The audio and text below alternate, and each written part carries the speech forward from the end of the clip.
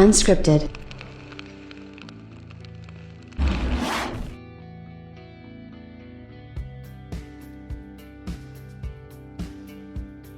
You know, Sony and Microsoft have been headed in different directions for a little while now, and while that might seem like a little bit of a strange thing, it's not really that strange when you sit back and think about it. Sony's been doing this for a long time themselves. Microsoft, they've been into the gaming industry, I think it'll be 20 years.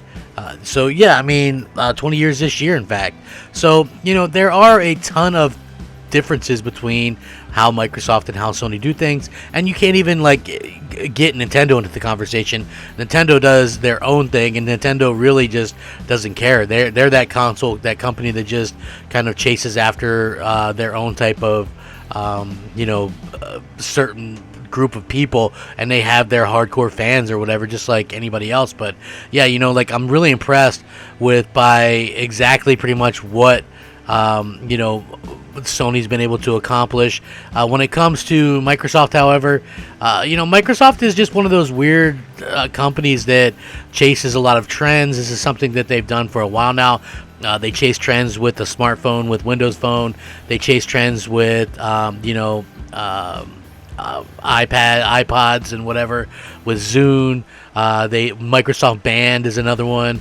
Groove Music is another one. I mean, they really do tend to chase a lot of trends and don't take a lot of risks for themselves. But at the end of the day, I do feel like that Sony and Microsoft are both sort of that competing sort of brand that's doing a lot for trying to do the most they can for gamers. And I feel like that's something that a lot of people should probably give them a little bit more credit for. Listen, gamers are going to be very fickle no matter what, but it's very interesting to see the two different approaches that these companies are talking about. Now, Sony went out and was able to give a little bit of an interview talking about their approach to next generation, and I think that that's really resonating with fans across the board. Now, when we sit there and we look at what Microsoft is doing, they're doing something a little bit different. Is that going to work out for them long term? I think that's something that a lot of us will probably have to wait and see how they answer that, but I do want to get started. What's up, everybody? Crapgamer here with Crapgamer Reviews, back with another video. Thank you so much for checking it out. I really do appreciate it. Please like, share, subscribe. I would appreciate that as well. It helps out the channel, and it means a lot to me personally.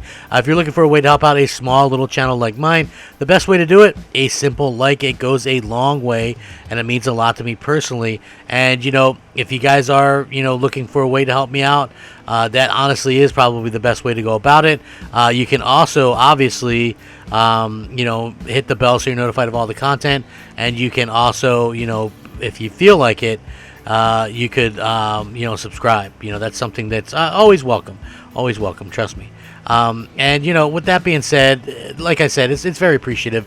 Shout out to all the old subscribers, new subscribers, and everybody in between.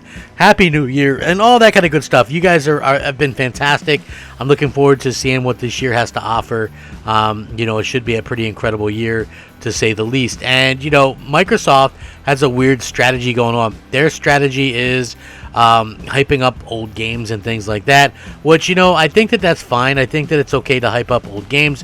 It's okay to enjoy old games. It's okay to, to be fascinated with that. I think that, a lot of people right now, maybe more than are willing to admit, are going back and playing old games right now, because let's be real, even, for me personally, I bought some of the exclusives on the PlayStation side. There wasn't really any on Xbox side, but and then how long are you going to spend on Spider-Man, Miles Morales, Destiny or Demon Souls, Sackboy, things like that, Astrobot? By now, if you got a PS5 day one and you got all the exclusives, you probably beat them all, and then you probably have done some multiplats as well. I know I have, and on the Xbox side, Call of Duty, Black Ops Cold War, and of course Assassin's Creed. I'm still playing that. I did the Highbusters DLC, which was pretty good, but for the most part, been pretty much lackluster. Whenever you see Microsoft or whenever you see Phil Spencer talk about something, it's usually the very interesting thing is it's usually something about Game Pass, or it's usually something old, or something that like most people don't really care about. And that's very unfortunate, because I feel like Xbox can be so much more than that. They're so much more than old games. And they've lost their identity. Like for me, the Xbox identity used to be something incredible, and now it's really not to what it used to be. And I feel sorry for Xbox fans, and I feel sorry for fans in general of gaming, who looked out to Microsoft as being like this hardcore franchise builder, this hardcore game machine, and it's really just unfortunate. But Microsoft and Sony, like I said, can do completely different strategies, and both could work out well. We'll have to see. To me, Phil Spencer kind of shoots himself in the foot more than anything with how he talks about stuff. So we'll have to see how that works out long term. Him just going out there and mentioning 3 to 10 years was kind of away from content that he's really excited about.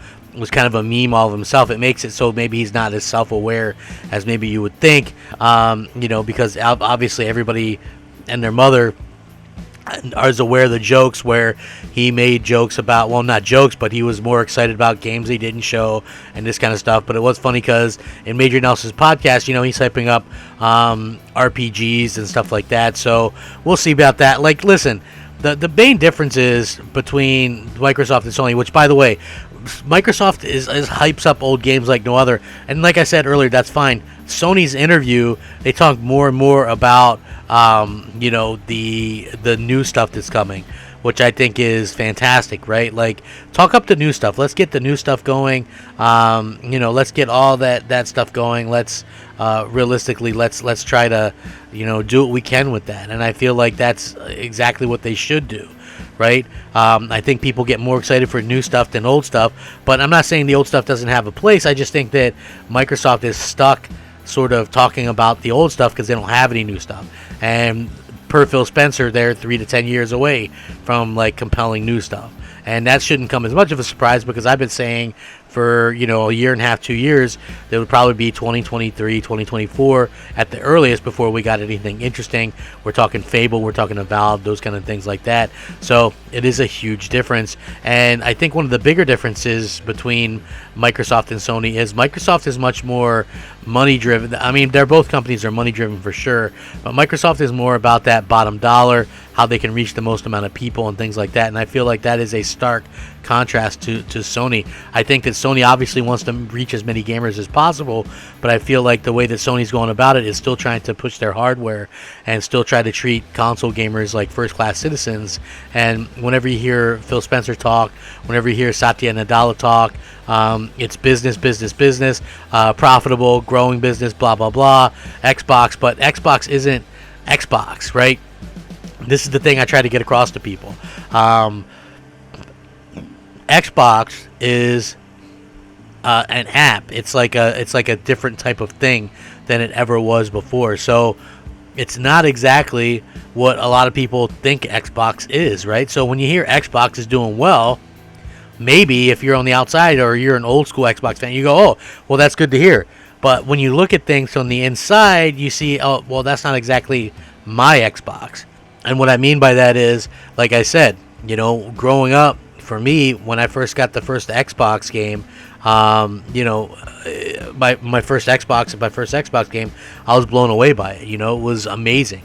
And when I went on to play stuff like Escape from Butcher Bay and KOTOR and Jade Empire and Halo and these games that really couldn't be experienced on these other platforms, I was hooked, and then obviously Xbox Live, and I found that the online was so robust and things like that. Then going into the 360 era with Gears of War and Halo 3 and Halo Reach and so many great games, Left 4 Dead, so many great memories and games, it just became like this all-encompassing type thing for me.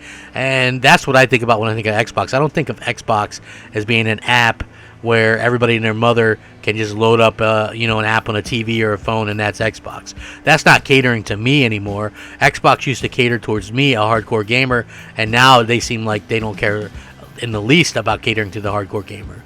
Which, I mean, at least be upfront about it. I think it's so funny because it seems like they've got so many people just confused and, and they got so many people just kind of chasing after this carrot, this little nugget, believing that they're Xbox and that they're gonna do this or this, and it's just so funny to me. You know, like this, the Xbox that I think most of us grew to love is long gone, and I don't think it's ever coming back, unfortunately. I think that they care much more about reaching all these other gamers through other avenues, and like I said, I don't necessarily think that's wrong. I just happen to think that it's a situation where you know, it's different, and as a hardcore gamer that's kind of grown up with Xbox a certain way, it does suck kind of seeing it go that way. So I do hope that things can change before too long. But Sony going after new games, new experiences, new everything, I much prefer that in their interview. Much prefer that. I would love to hear you guys' thoughts and opinions. Do you prefer focusing on the new stuff or old stuff? Simple question. Rack 'em up. Game on. Crapgamer out. Unscripted.